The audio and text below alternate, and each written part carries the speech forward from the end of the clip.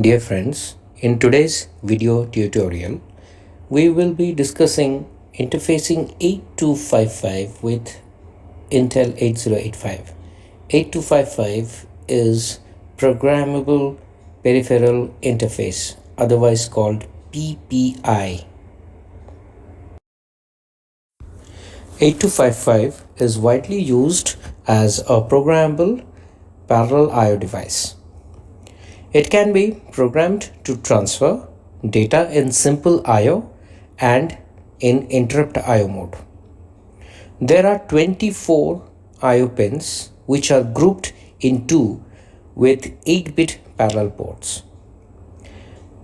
Port A is 8-bit, port B is again 8-bit.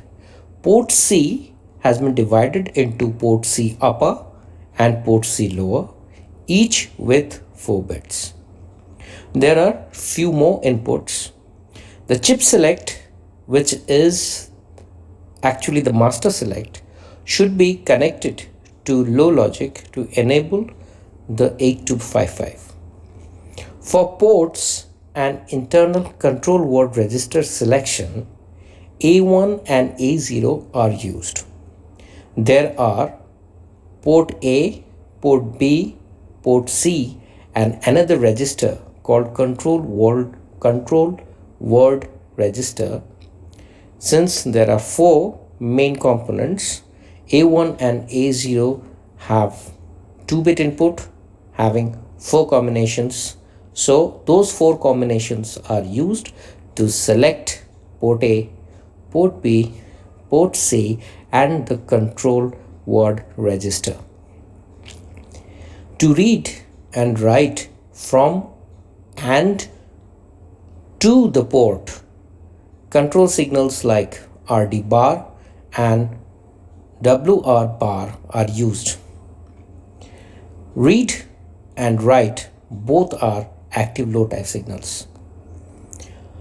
To reset all the settings, reset input is used. Now let us see the internal block diagram of 8255. Now the 8255 is basically divided into 2 groups. Group A mainly consists of port A and port C upper. Similarly, there is another group called Group B.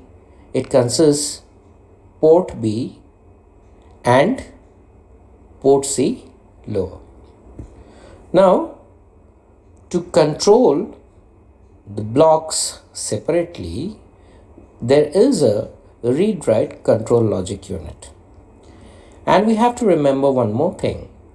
This particular section also includes a control register which stores the control word. It is just a register which can store 8-bit data, which is called a control word. Now, if we look into the other details, it is having an internal 8-bit bus system. The internal 8-bit bus system is connected with a data buffer. Now, the data buffer's output is usually the bidirectional data bus. So if we are connecting 8255 with the microprocessor 8085, the data bus of microprocessor will be directly connected to the data bus of 8255. This is used to transfer data from microprocessor to the ports or read the ports and get the data into the microprocessor. So, to conclude, we have D7 to D0, the bidirectional data bus. We have a reset input, which can reset the settings. We have a chip select, which can enable or disable the entire 8255 chip. We have 2 control signals, read and write. We have 2 port control address, which means we can assert port address here. Since it's a 2-bit input, it will have 4 combinations These combinations are used to enable port A, port B, port C, and the internal control register. There are port A, each having 8 terminals, port B again 8 terminals, port C upper 4 terminals, port C lower 4 terminals, and the usual single rail power supply VCC and the ground.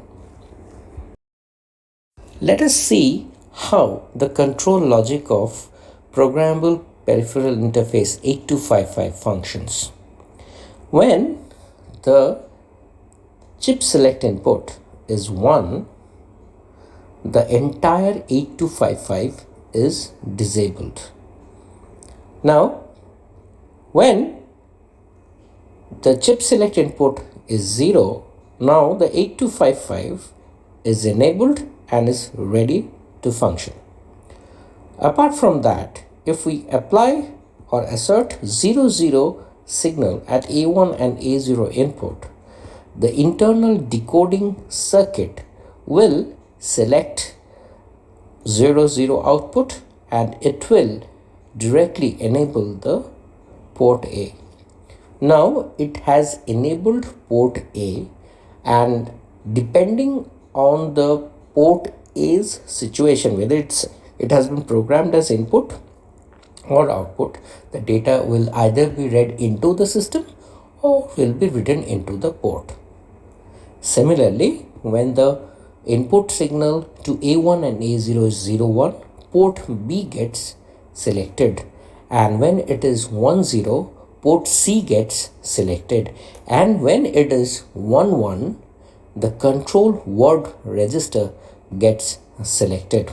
Now we have to remember one thing: the control register is very, very important, because the bit pattern that will be saved here inside this control register will define which port will act as input and which port will act as output. Let us now see the basics of interfacing PPI 8255 with 8085 in IO mapped IO method. First of all, take the upper or the lower address bus for decoding and generating the chip select signal for 8255.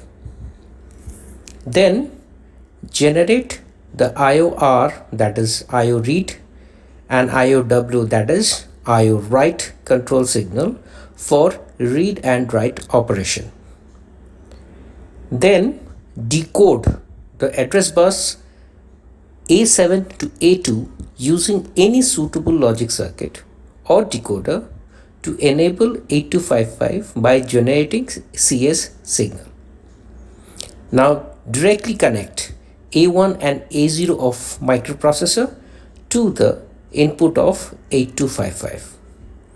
Then connect the IO read to read terminal of the 8255 and IO write to the write input of 8255. Now let us assume the port address to be 80 for port A, 81 for port B, and 82 for port C, and 83 for control register. If the microprocessor is presently sending out the port address 80, after the assertion of ALE signal, this 80 will be transparent at the output of the demultiplexer. Now, if we carefully look into the input of this NAND gate, A7 is at high logic and rest of them are at 0 logic. Those signals are entering into a bubbled NAND gate. When it enters the bubbled section of the NAND gate, the output will be 0, and it is connected to the chip select of the internal circuitry of 8255. This will make sure that the 8255 gets enabled. Since A1 and A0 are directly connected to the internal decoding circuit of 8255, 00 will select the port A.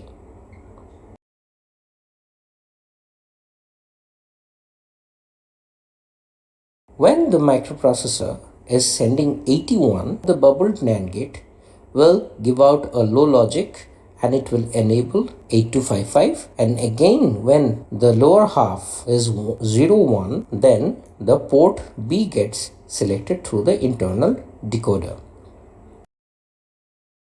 Now let's see what happens when the microprocessor is sending out 82 hex. Again, the decoding logical gate's output will be 0 and will enable the 8255, and the lower portion, which is now 10, will actually activate the port C.